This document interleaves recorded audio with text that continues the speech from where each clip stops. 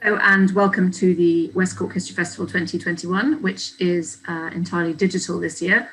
And today we have speaking to us Patricia O'Sullivan, who is going to speak to us about colonial policing in Hong Kong and its Cork connections.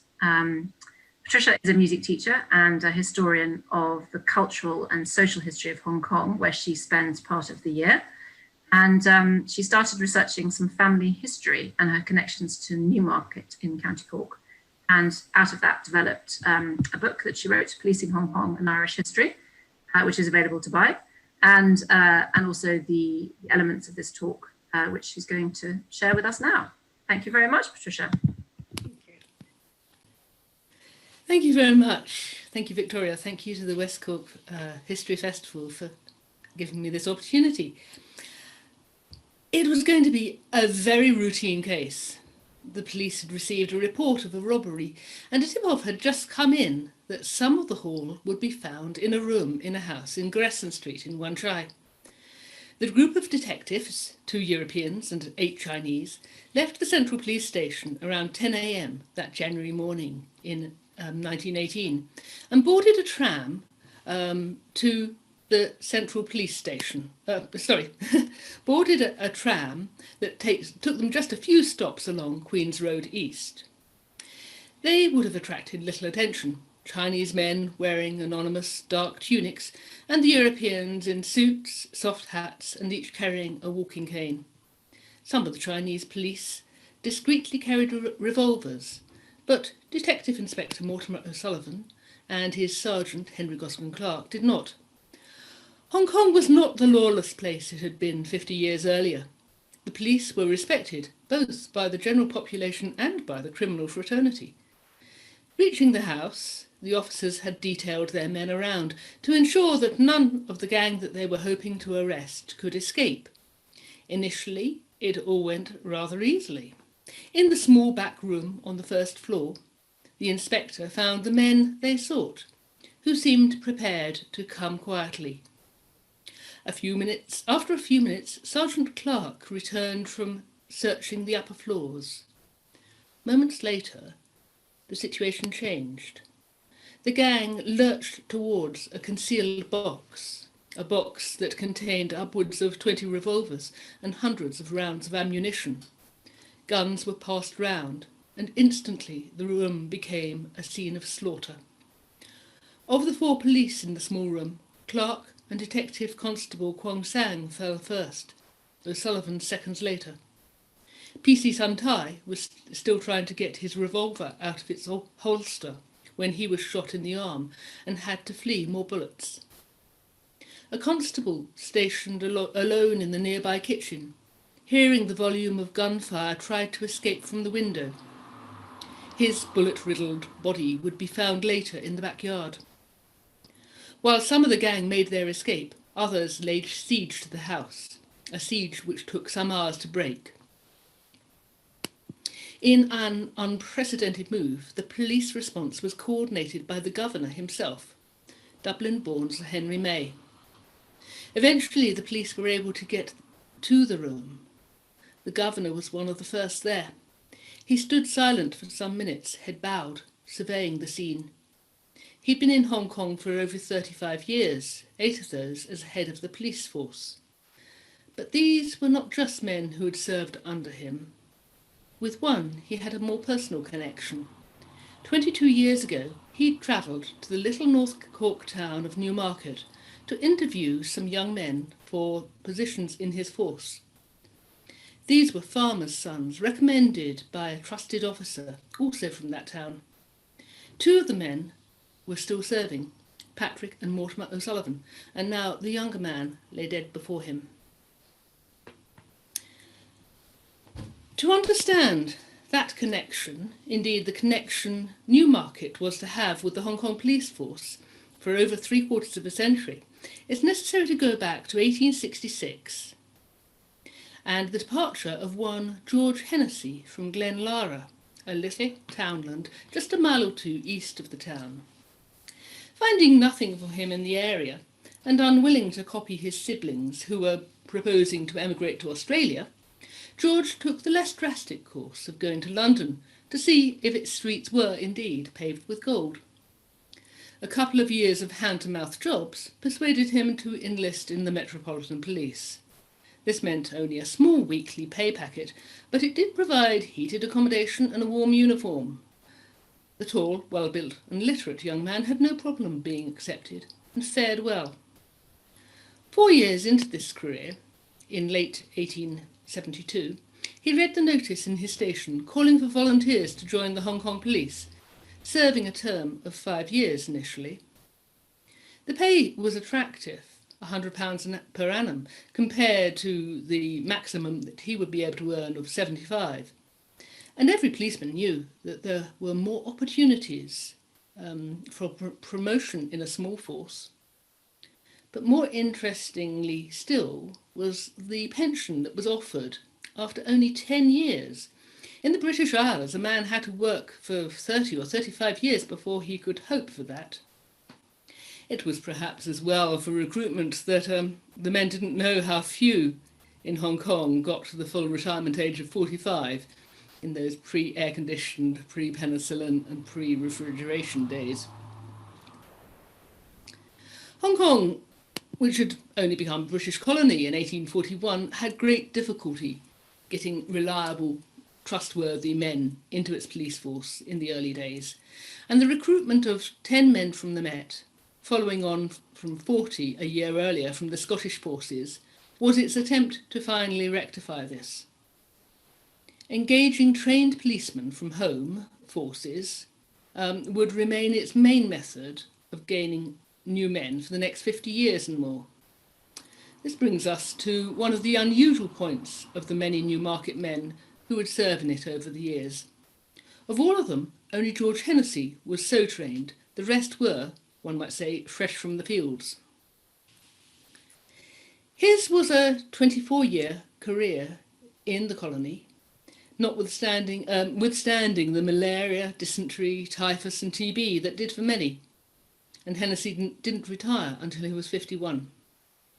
These years started with a huge and destructive typhoon, followed shortly by Hong Kong's most devastating fire on Christmas Day, 1878. Hennessy played his part in the response to both. The police then were all the emergency services rolled into one. Towards the close of his time indeed, bubonic plague struck the region, killing thousands and threatening the very existence of the colony. His career ended with compulsory retirement, but on full pension, after the Wah Lane gambling den scandal in 1896 that saw 1/4 of the whole force implicated. In the intervening years, he'd progressed rapidly, promoted to sergeant in 1876 and to the inspectorate 10 years later. He soon became well known to the newspaper reporters, for whom the cases he prosecuted often provided copy.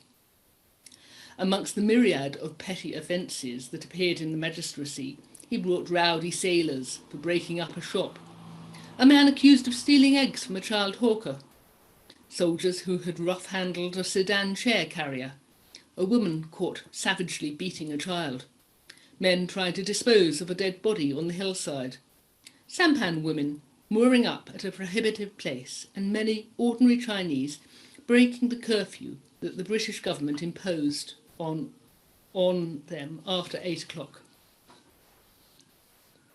Hennessy investigated his share of serious cases: piracy, the kidnapping of children and women into prostitution, highway robbery and murder. The incident which affected him most deeply was the killing of 5-year-old Achan in 1887. By this time, he was father to 2 little girls, having married Bridget Bertha O'Sullivan 3 years earlier, whilst on his first leave back in Newmarket. The case was both a puzzling and a distressing one.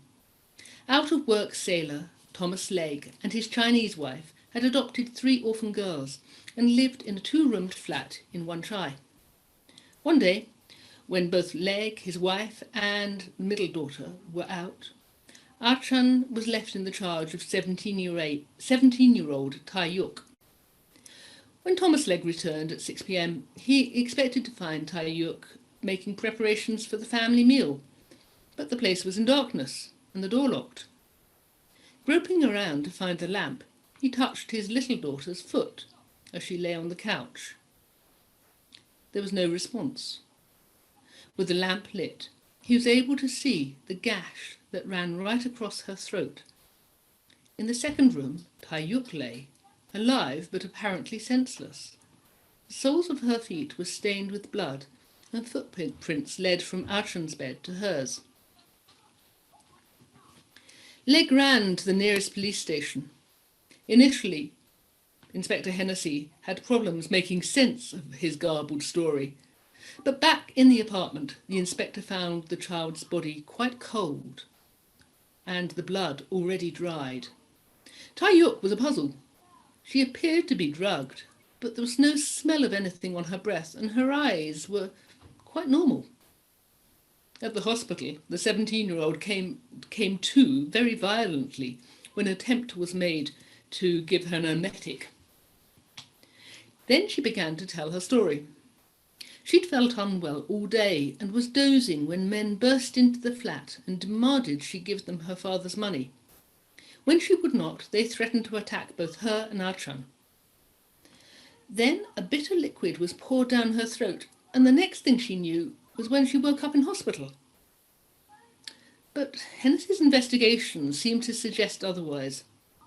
The girl had been seen purchasing, quite legally at the time, a small quantity of opium that afternoon, and had appeared to be in good spirits. She'd been quite cheeky to neighbours, and was seen on the balcony just an hour or so before Legg arrived back. The inquest, which took 10 days, was heard in front of the police magistrate, Henry Ernest Woodhouse, incidentally the father of the comic novelist P.G. Woodhouse.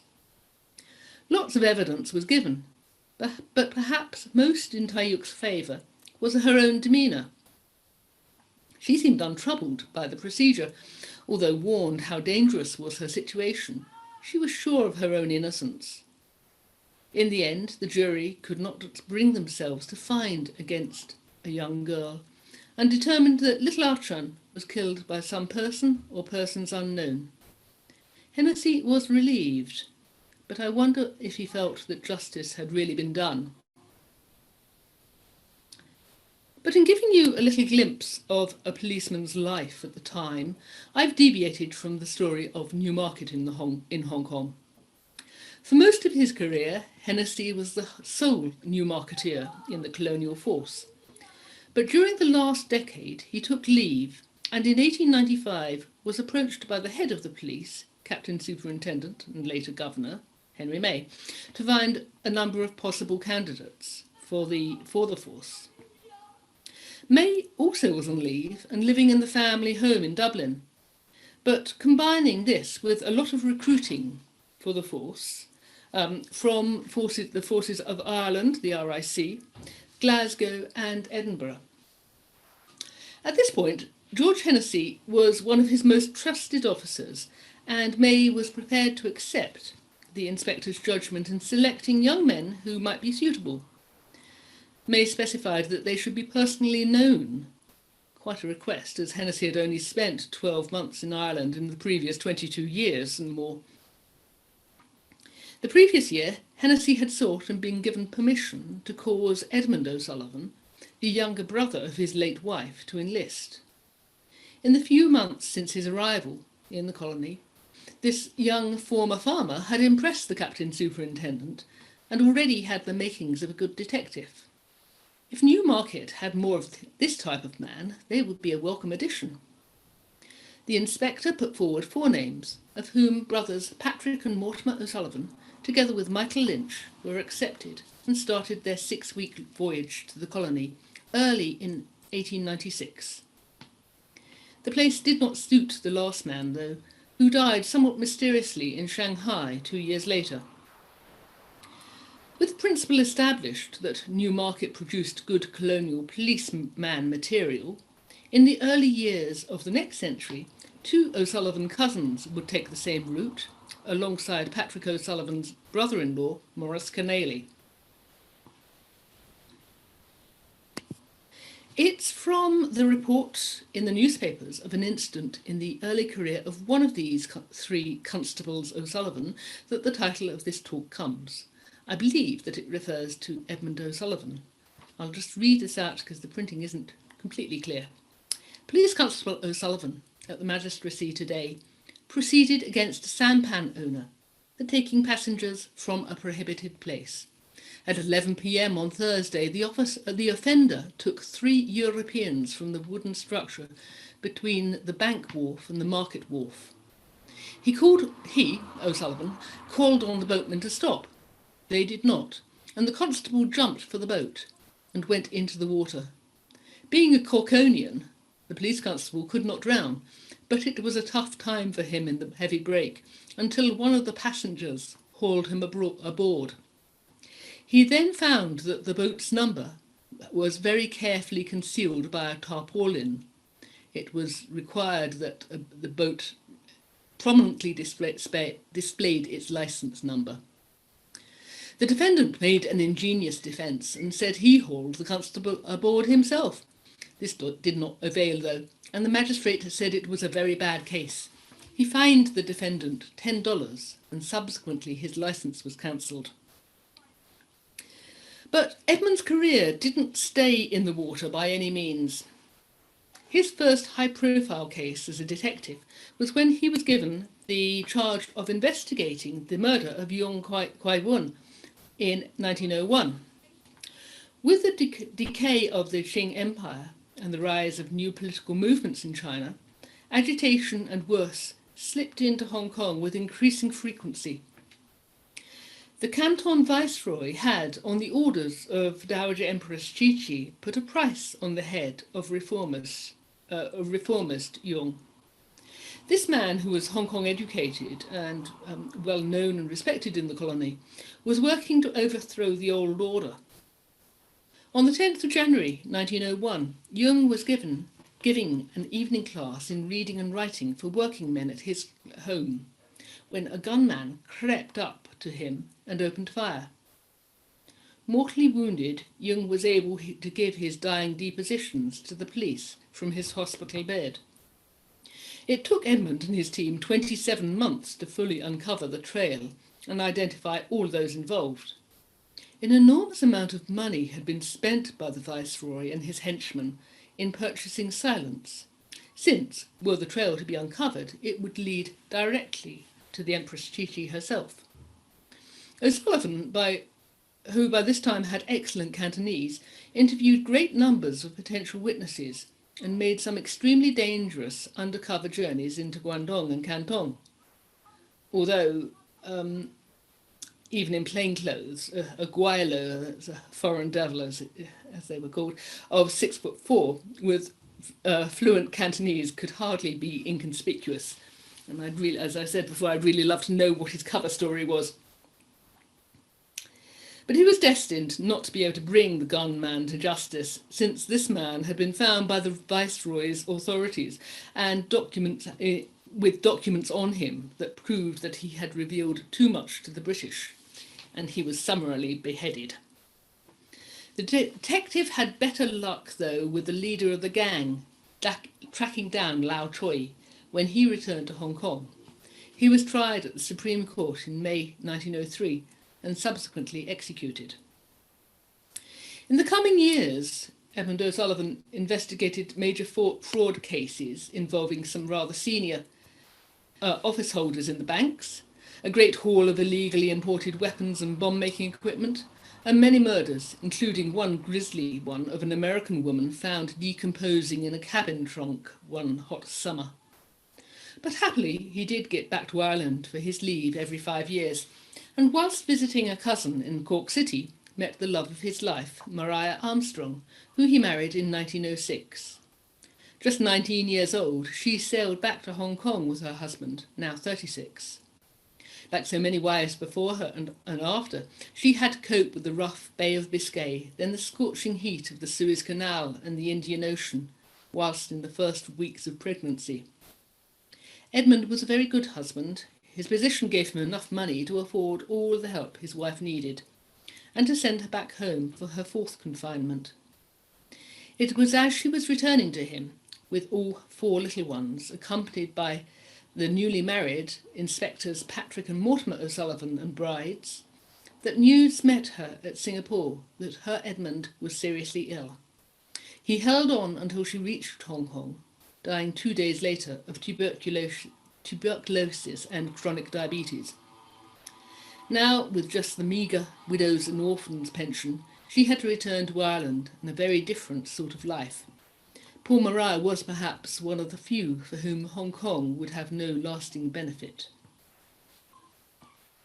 However, Hennessy was not the first man from Newmarket to arrive in Hong Kong, and nor was his line of O'Sullivan men the only Newmarket men there. 10 years earlier, when the colony was only just a couple of decades old, William Lycett from Island Wood, high land south of Newmarket town, found himself there, probably when the gold rush that he'd hoped to profit from in California proved well and truly over. Meeting up with another Irishman, Henry Dixon, who happened to be the inspector in the small naval dockyard police, the young man was persuaded to join that, perhaps until he found himself a better paying job. But the turnover in this force was fast, and Lycett soon found himself promoted to sergeant. In 1869, 5 years after joining, he took over his friend's position as inspector when Dixon was invalided back to Britain. Dixon died at the Cape before ever getting back home, and a year later Lycett took over the role of husband and stepfather, marrying Dixon's widow and adopting his sons. His widow, Isabella, had remained in Hong Kong. The Naval Dockyard Police Force is one whose 100-year history has remained very much in the shadows until recently. But rather than go into that here, just to say that Lycett remained in charge until his retirement in 1894. However, not being part of Hong Kong's civil service, as were the colonial policemen, it allowed him to build a considerable property portfolio, starting with some help from his wife's family and the money that she'd inherited from Dixon. By the time he died, each of his 8 children inherited substantial commercial or residential properties.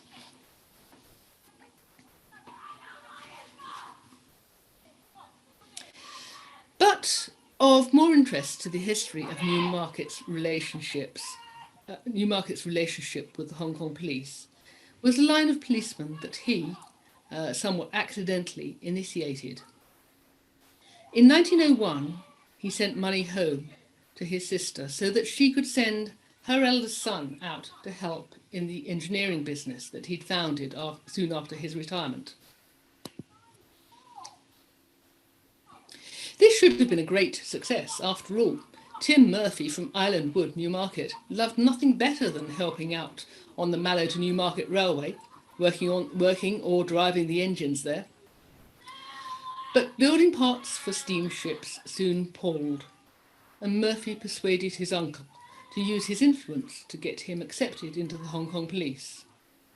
The administration usually looked askance on local candidates, but alongside his uncle's credentials, Murphy had his hometown in his favour.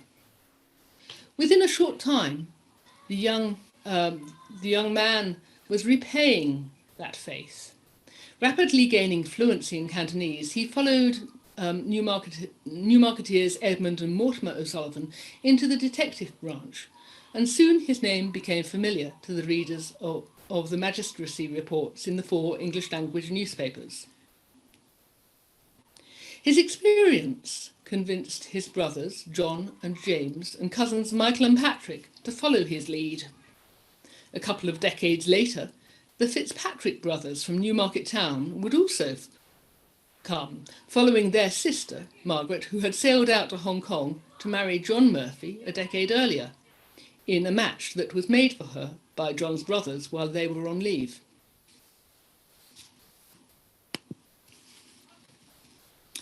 I'll say a little bit more about these men in a moment, But to return to Tim Murphy for a time, perhaps his finest hour, and the event for which he would receive the police's highest accolade, the King's Police Medal, came in 1923.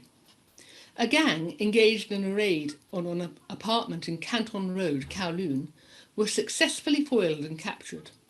Having himself dislodged the gunman and arranged for the imprisoned residents to be released, Murphy coordinated the intense gun battle in the street, a shopping street on a Saturday morning just after Christmas. 2 of his men were seriously wounded, one dying later of wounds, but remarkably, no passers-by were injured.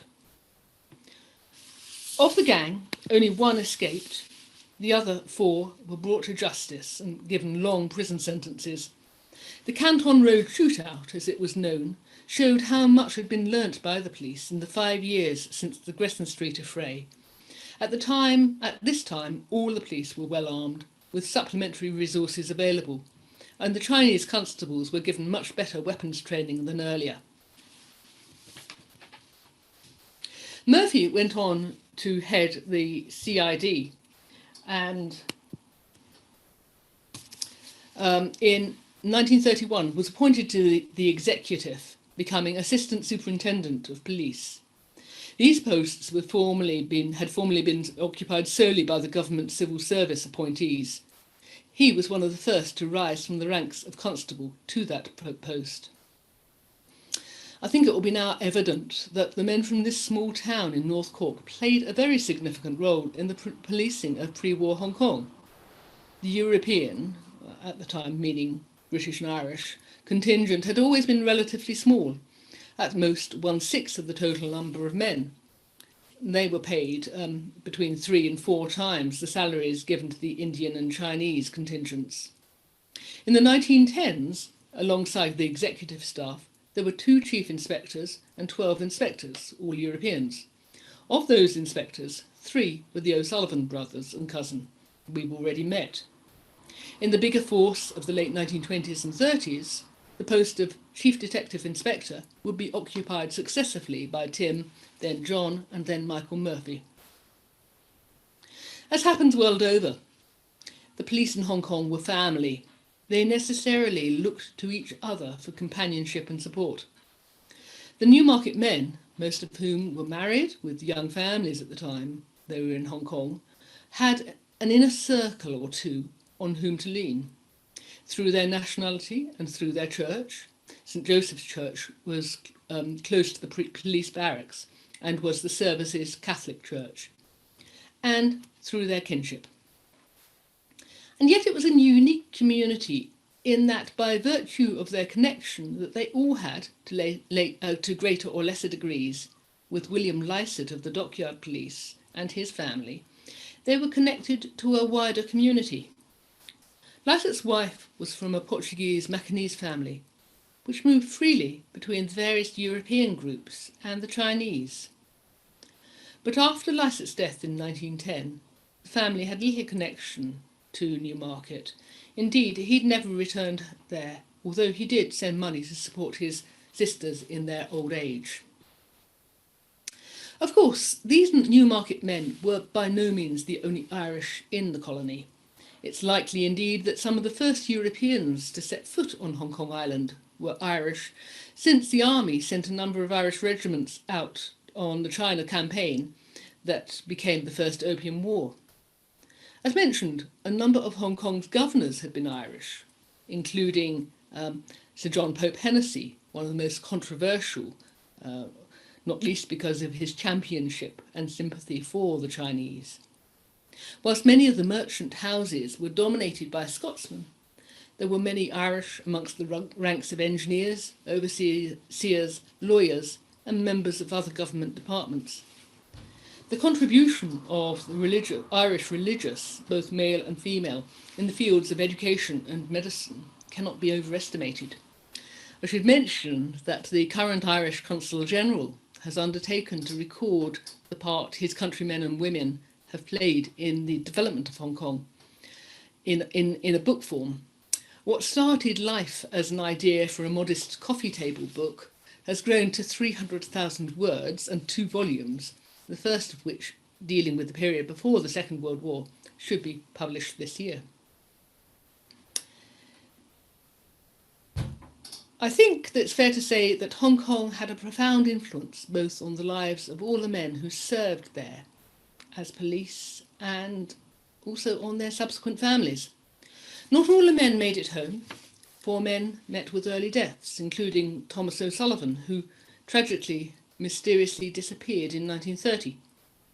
3 were still serving at the time of the Japanese occupation, and 2 spent those years in Stanley civilian internment camp, surviving, but with their health seriously impaired. But for most, the breadth of experience that the men had gained opened up possibilities and vistas for their children and grandchildren.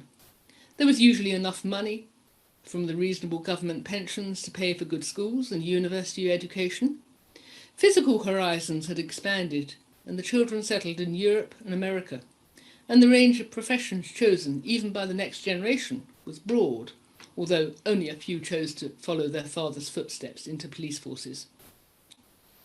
But Ireland that the men and their families returned to between 1920 and 1940 was a very different place. For my grandfather retiring in 1921, there could be no question of returning straight to Newmarket. As a former colonial policeman, even one whose wife's family had well-known Republican sympathies, life would have been too difficult.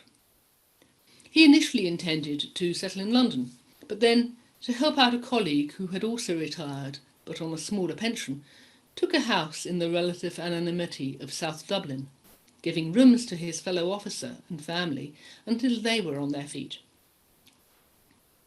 It was not until much later that he did take his family back to Newmarket to live, not to the farm in Barnacurra, but to the dower house of Newmarket House, which he purchased.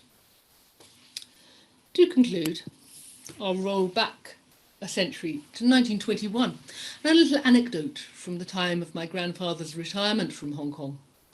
As sometimes happens, the shock of the dreadful gambling den scandal that ended the careers of so many in 1896 had profoundly affected the younger men, and the force thus recovered its integrity.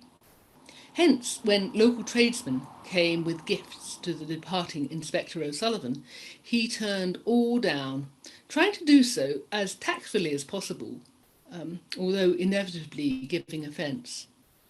But none of those tradesmen were as put out as his young daughter. She had unfortunately been at the door when a beautiful dolly was delivered, but her daddy sent it back. He was in very bad books for a lot of the voyage. It's to be hoped that the great P&O steamer had a suitable substitute in its shop. Thank you. Thank you, Patricia, for that absolutely fascinating talk. Are you happy to answer a few questions? Indeed. First of all, I'm really interested to hear about the Consul General, who I think first put you onto the West Cork History Festival. That's right. It was actually the previous Consul General, who's now the ambassador in New Zealand, Peter Ryan. But the current the Consul General, David Costello, who's been in post a few years now, is very, very interested, very connected with the history of the Irish in Hong Kong. And as I say, this marvellous project, which I've been fortunate enough to contribute a very small amount, a few of the 300,000 words, it's going to be a wonderful resource. Maybe we should invite him to speak next year. Just to go sort of back to Hong Kong and whether there are any physical remains of the Irish presence. And you talked about the church and the police station. Are any of those buildings surviving? Yes, to a certain extent. What we have in terms of the churches, the St. Joseph Church was quite badly destroyed at various points, was quite badly destroyed, and then was rebuilt in the 1960s, I think. And so the original has all gone. I think what remains is the baptismal font from the old church, so that's still there. But another church, St. Mary Margaret Mary Church in Happy Valley, which Henry Dixon, the first inspector of the dockyard police, his son, who became Lycett's stepson, was very involved with the building thereof. That still remains. The central police station, which was taken out of use some years ago, has been redeveloped very, very well into a cultural and arts centre. In Hong Kong, sometimes such redevelopment has little reference to the historical value of the place, but Tai Kwun, as it's called, which is the police station, the magistracy and the jail, are very interesting places with a lot of the original features left. The other thing to say is that all around, you can't escape the Irish, really, because every time you travel round and you look up to the street names, so many of the streets are named after Irishmen. Cane Road, Kennedy Road, May Road, Hennessy Road. The governors and very many others are there in the street names. Interesting. And in Newmarket, is there any sort of folk memory of this connection? I'm afraid not. Newmarket has a good history of its own, and there's lots to celebrate in Newmarket. But I think because really only perhaps 2 of the men returned to Newmarket, there was not a lot of realisation of the significance of these men's careers and how much they had given to Hong Kong. And although quite a lot of them were sending money back to their families, it was the policemen generally, until they were married, would always send money back to mum. But no, so when I first started researching this 10 years or so ago, the level of awareness of it was quite slight, really. Individuals knew a bit, but not in terms of the town. I hope I've helped to raise that a little bit. Just thinking about the policemen and their identity within a British colonial police force, did they see themselves as Irishmen? Yes, very much as Irishmen, and very much as Irishmen, but as loyal subjects of the Crown as well. I mean, they had to swear an oath of allegiance to the Crown when they became police. And remembering at this time, the news that they were getting of the events in Ireland, say in the sort of 1910, 1920 period, it was all filtered through the reports that were sent from things like the London Times through to the Hong Kong newspapers, who then reported that. More partisan reporting would only happen in the letters that they were receiving. And then remember that letters took 6 weeks, like the voyage took 6 weeks, so the post took 6 weeks to arrive in Hong Kong. Unless there was a very big event which would be telegraphed over, they didn't know too immediately about anything. Have you found any surviving letters, or have you had to use newspaper reports? And I've had to use newspaper reports about that. I mean, the only sort of surviving personal documents, Hennessey's rough book, which I showed, which is his sort of clippings of cases and things like that, and a few sort of personal recollections, which is rather unique and interesting. I wish there were more. Just to do a few more of those to know what they were thinking. Turn the clock back and ask. Presumably, whatever their politics, as you said, they were servants, so they would have, at least in public, yes, line, because that was their job. They had to do that. Their job to do, yes, and they were so far. I mean, they were so far removed. 8,000 more miles away. So I'm sure they felt that they didn't quite know what the situation was. They may well be hesitant to form an opinion, to state an opinion, knowing hadn't been on Ireland for the last 4 years or so. We really don't know what's going on quite. Yeah. Just going to the actual policing. Obviously, they were the policemen for the whole of the colony of Hong Kong. Were the Chinese and the Europeans policed in different ways? They were indeed. I mean, the Chinese were much more heavily policed than any other group. In that the legislation, which was entirely based on English law, had various clauses in that were specifically aimed at the control of the local population. One I've mentioned is the curfew that was imposed on them. It was the light and pass ordinance. So they had to get a police pass to be out after 8 o'clock in the evening, and that was only rescinded in the very end of the 19th century. There's various laws about being a suspicious character. So you can be just, if you're walking down and you look a bit strange, you could be potentially arrested for being suspicious. What that means. These were laws that existed in England, but were very, very overused in Hong Kong, shall we say. Yes. They got to the courts, they were all tried under the same legal system. They were. There was more equality in the courts, certainly, in terms of the sentences they would get. It wasn't the case that for a serious offence a European would get off or European would get a lighter sentence. So they tended to be more parity at that point. Yes.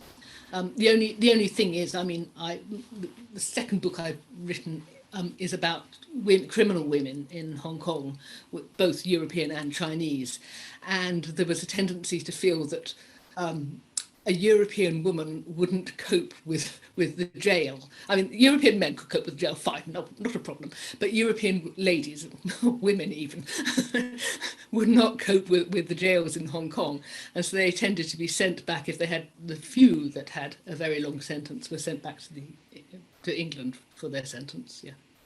Interesting. I might come back to that later, actually, that book. Also in terms of more kind of personal interactions between Chinese and Europeans, you talked about this awful murder of this child whose father was Irish or English and a Chinese mother. Was there any marriages between in the police force, or was that very much you married an Irish girl or an English girl if you were English? The European police force were expected to marry only Europeans, and indeed in the 19th century the previous head of the police force to May, Meredith Dean, boasted that none of his European men, his British men, had married a Chinese, which is, it basically is a racist policy, but it was also a very practical policy. And if you look back to for example, the RIC, if a man in the RIC wanted to marry, he had to get the permission of his superior, and the girl's family would be investigated, the girl would be interviewed. They had to make sure that the person that he was proposing to marry was from a family.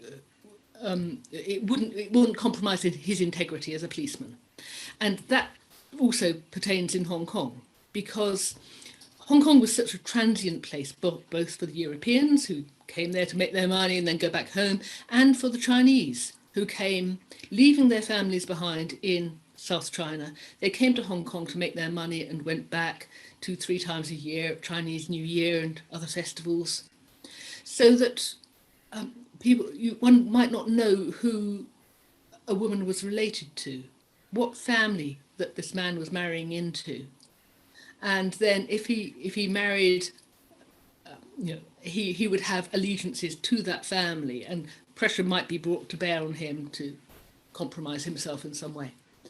So there is a practical element to it as well. Yeah, because one of the other festival talks is with a writer who's written a book, fiction, but about the Irish soldiers in the British Army before the First World War, and there's definitely intermarriage there. Yeah, certainly. And likewise, in a lot of the Irish soldiers who were first in Hong Kong, yes, married local women, but they are not in the position of maintaining the law and order. Yeah, exactly. Okay, and just as an aside, in that photograph you showed after the of the kind of group with the Irish inspector, and then there were Chinese policemen, but there were also Indian policemen. Yeah. Yes. Is that right?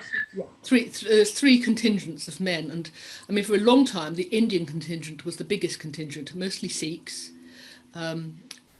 recruited directly from India, and they were brought over to police the Chinese.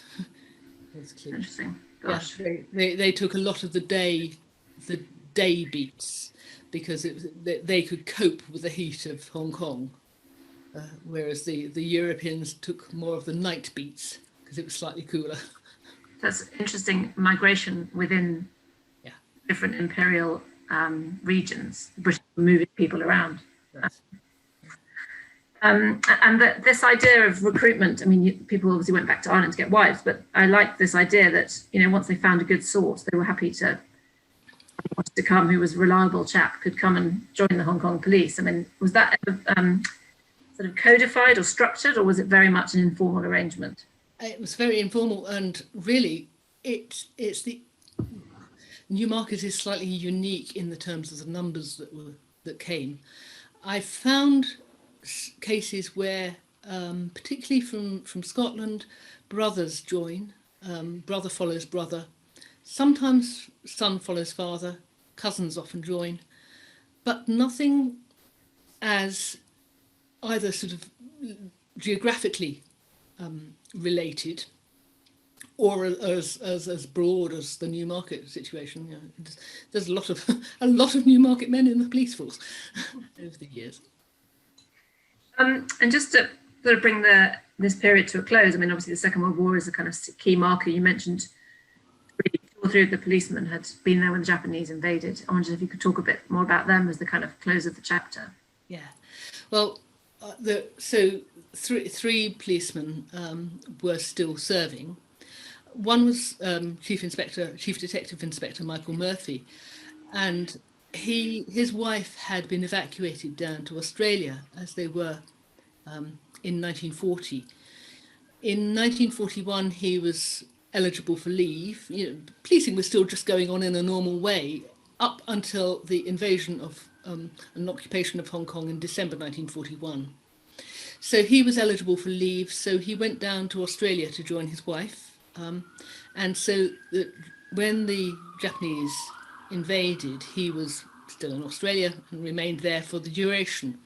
He would then go back after the liberation and the taking back of Hong Kong by the British, and helped re-establish the police force there. The other two, one, Pat Fitzpatrick from Newmarket Town, he was actually fighting on the island, in the south of the island, at the time, in the days between the first, the Japanese first entered Hong Kong territory on the 8th of December up to the Christmas Day, when the colony was surrendered to them. So in a sense, he was quite lucky to be taken to Stanley internment camp, a civilian camp, because the Japanese did take any policemen they found fighting. They treated them as prisoners of war, took them to Sham Shui Po, and then they would be eligible, or liable, should I say, to be transported to Japan to work in the slave mines and such like. The other was George Neil Davitt, who was George Hennessey's grandson, and he was quite a young man at the time, was about 30 or so, and he entered the civilian camp, and he helped there with the hospital. Okay, but they all survived. They both survived. Both Pat and George survived. Pat returned to Newmarket and received some help, getting over the illnesses and that sort of thing. But he was deemed to be not fit enough to return to Hong Kong, and so he was given a pension. George was deemed fit enough to return back, but it would appear that the rehabilitation he had wasn't sufficient, because in 1950 he died of illnesses and diseases to his liver and kidneys, which were nothing to do with alcohol, as people assume, but were actually results of the diseases he'd sustained, the beriberi in particular, in the camp. So that was very sad. He died actually in Hong Kong in service. Okay. And just to go back to your book you're writing at the moment, which I know is not about the Irish specifically, but could you tell us a bit about that? It sounds like a really interesting subject. Right. The book that is the police, the criminal women. Yeah. That one's already out. It's also published. Oh, I'm sorry. I'm so sorry. That's okay. Tell us a bit about it anyway. Yeah. It's called Women, Crime and the Courts in Hong Kong, 1841 to 1941, and it was really because I kept on coming across little stories about women getting prosecuted by my policeman, but I also wanted to find out about ordinary life of people. How did the ordinary Europeans and even the ordinary Chinese live in Hong Kong at this time? There is very little social history written in Hong Kong, and if you go into the bookshops, you find remarkably few books on ordinary life. Very easy to find out about the governors and the high-ups. So I was not finding anything in the newspapers, which is really the main source of such like information. So I started looking at the crime reports and realised I could get little glimpses of how people live. And the very first report that gave me one such glimpse was a case that Edmund O'Sullivan prosecuted of a woman who is making a British woman who's making a right nuisance of herself, and she keeps on sort of singing bawdy songs to hymn tunes and alleging immorality from her neighbours. This is about 1905 or something like that, and she takes out prosecution case. She takes out cases against her neighbours which are entirely unfounded. But I was seeing how she interacted with her servants, how the neighbours interacted, what actually with furniture was, the furniture was mentioned in her flat and the neighbours' flats and things like this, and started to get those glimpses, and that's where it all came from. That sounds really fantastic. Thank you. And it's funny how you found out about those through, as you say, your policemen, yeah, and the crimes that they were witnessing and acting on. Right. Well, thank you very much. That's been a really fascinating talk, and I really appreciate it. And I hope anyone from Newmarket who tunes in will realise that there's all these amazing connections between their town and Hong Kong. Yes, thank you. Thanks very much indeed. Right. Patricia.